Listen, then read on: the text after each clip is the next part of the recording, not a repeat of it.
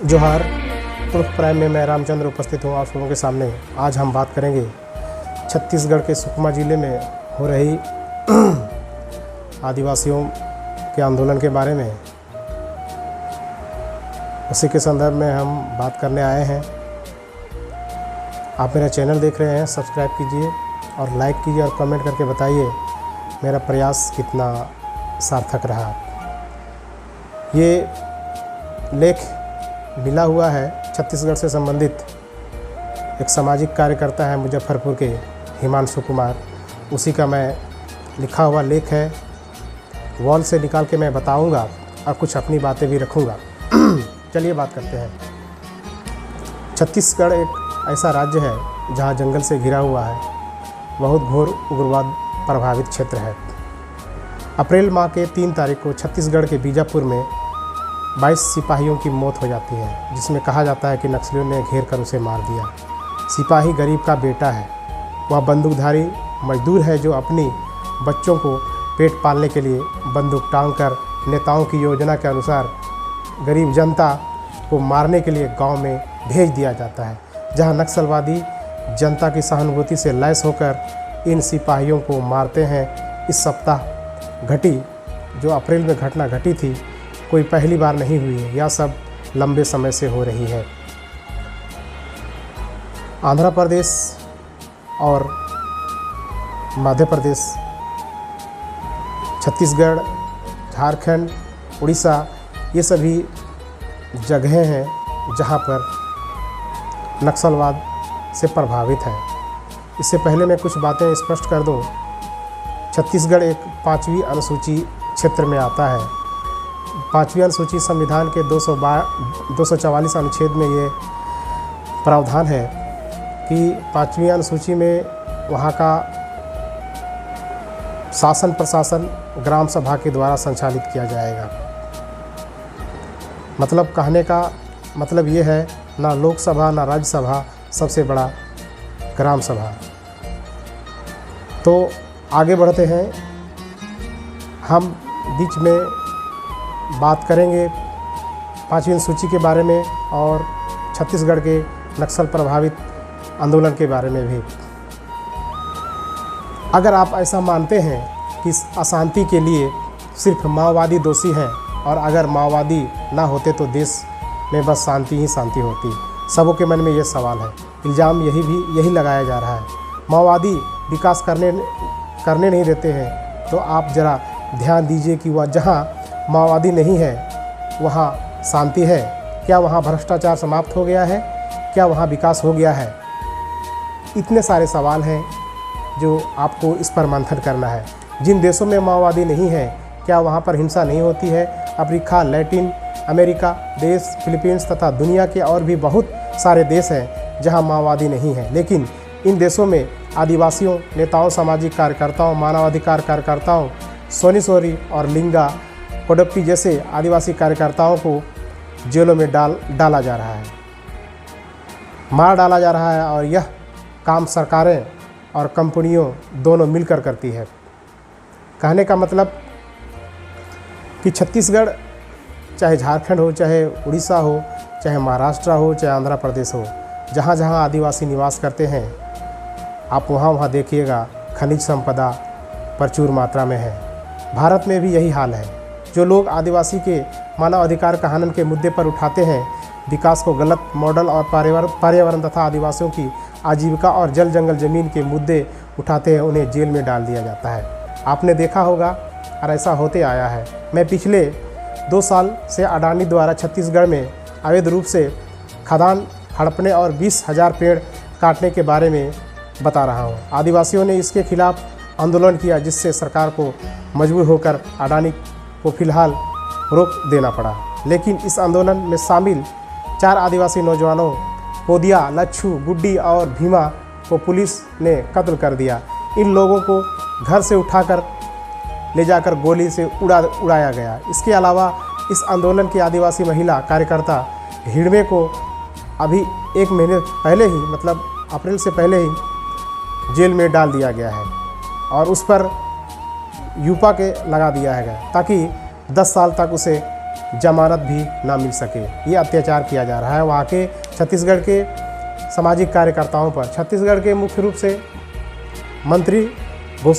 मुख्यमंत्री ने घोषणा किया है कि वह इस बार आखिरी युद्ध लड़ेंगे और माओवादी को समाप्त कर देंगे। हमने इस तरह की घोषणाएं कई बार सुनी है। इसके पहले रमन सरकार भी थी, उन्होंने भी यही घोषणा किया था। इसलिए ऐसी घोषणाओं से हमें उत्साह नहीं होता है बल्कि डर बढ़ता है कि अब माओवादी और बढ़ जाएगा, क्योंकि असल में ऐसा होगा क्या, ये सबसे बड़ा सवाल है। मुख्यमंत्री की घोषणा के बाद पुलिस के एसपी के ऊपर कुछ बहादुरी दिखाने का दबाव बढ़ेगा। माओवादी उसे मिलेंगे नहीं तो उसकी सिपाही जाकर निर्दोष आदिवासियों को मारेंगे, सिपाही आदिवासी महिलाओं से बलात्कार करेंगे।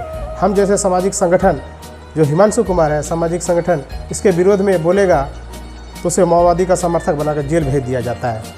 आप देख रहे हैं जो भी आदिवासी का सपोर्ट कर रहे हैं उसको या तो माओवादी बताकर उसको जेल में डाल दिया जाता है। माओवादी के समाप्त करने का एक रास्ता है ही नहीं। माओवादी को आदिवासी से ताकत और समर्थन मिलता है। आप आदिवासी पर जितना ज़्यादा जुल्म करेंगे वह जनता ज़्यादा माओवादी को अपने दोस्त समझेगा। आप आदिवासी को सम्मान दीजिए, उसकी बात सुनिए, उसके साथ अन्याय हो तो उसे न्याय दीजिए। बस नक्सलवाद का यही समस्या का समाधान है। छत्तीसगढ़ जिस हालात से जूझ रहे हैं वहाँ पर हमारे सिक्योरिटी फोर्स के सीआरपीएफ हो, सबसे ज़्यादा सिक्योरिटी फोर्स के लोग वहाँ सीआरपीएफ के लोग शहीद हुए हैं। एक आंकड़े के अनुसार कम से कम 500 वहाँ शहीद हो चुके हैं। सरकार इस पर विचार करना नहीं चाहती है, क्योंकि जो खनिज संपदा से रॉयल्टी मिलती है वो सरकार आदिवासियों में बांटना नहीं चाहती है, क्योंकि वो क्षेत्र जो है आदिवासी बहुल क्षेत्र 5वीं अनुसूची क्षेत्र से संबंधित रखता है। जिस किसी को 5वीं अनुसूची और अनुच्छेद 244 जानना हो वो संविधान पलट के देख ले, पी पेशा 1996 देख ले, उसमें स्पष्ट लिखा गया है ना लोकसभा ना राज्यसभा, सबसे बड़ी ग्राम सभा। लेकिन पूरा प्रशासन, आपकी सरकार, आपके कोर्ट आदिवासी के खिलाफ काम करते हैं। बिल्कुल ये सत्य है कि कितना कोर्ट है आदिवासी के खिलाफ ही काम करते हैं। सलवा जुडूम जो छत्तीसगढ़ में चलाया गया था, आदिवासियों को 650 गांव पुलिस वालों ने जलाए, हजारों महिलाओं से सिपाहियों ने बलात्कार किए, हजारों निर्दोष आदिवासियों को माओवादी कहकर जेल में ठूस दिया गया। 12 साल तक आदिवासी लड़कियों के साथ पुलिस ने बलात्कार, उनके स्तनों को और गुप्तांगों को बिजली के तारों से जलाकर जेलों में डाल दिया गया। यह सब उजागर तब हुआ तब जेलर वर्षा डोगरे ने इस सब के बारे में अध्ययन किया और लिखा, कहा कि हिमांशु कुमार ठीक कह रहे हैं। मैंने भी जेल में एक ऐसी ही आदिवासी लड़की को देखी थी, वर्षा डोगरे का एक लड़की को देखी थी, तो यह देखकर कांप उठी थी। उसके बाद सरकार ने माओवादियों को, आदिवासियों को न्याय देने और अपराधी पुलिस वालों को सजा देने का बजाय जेलर वर्षा डोगरे को सस्पेंड कर दिया। जिन्होंने अत्याचार किया था उसको छोड़ के जो जेलर थी वर्षा डोगरे को रमन सरकार उसी को सस्पेंड कर दी थी। जब हम आदिवासियों के ऊपर होने वाले सरकारी जुल्मों के खिलाफ सुप्रीम कोर्ट ले गया, सुप्रीम कोर्ट ने सलवा जुडूम को गैर संवैधानिक घोषित कर दिया और छत्तीसगढ़ सरकार को आदेश दिया कि सभी गाँव को बसाओ, दोषी पुलिस वालों के खिलाफ रिपोर्ट लिखें और आदिवासियों को मुआवजा दो।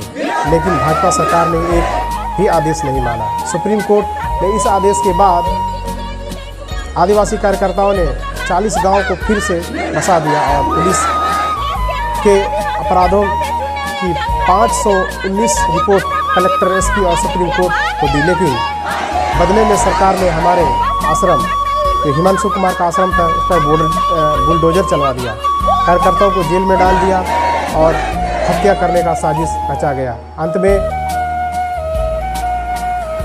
जिस रात हिमांशु कुमार को पुलिस गिरफ्तार कर रही थी, हिमांशु कुमार जो थे वहाँ के सामाजिक कार्यकर्ता, वो छत्तीसगढ़ मजबूरन छोड़ के चले गए।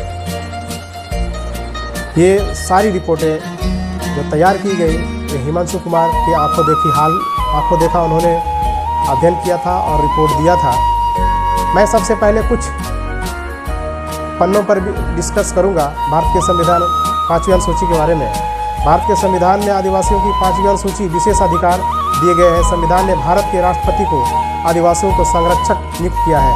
राष्ट्रपति जब चाहे बिना सरकार के पूछे आदिवासियों के हितों की रक्षा के लिए सीधे कार्रवाई कर सकता है।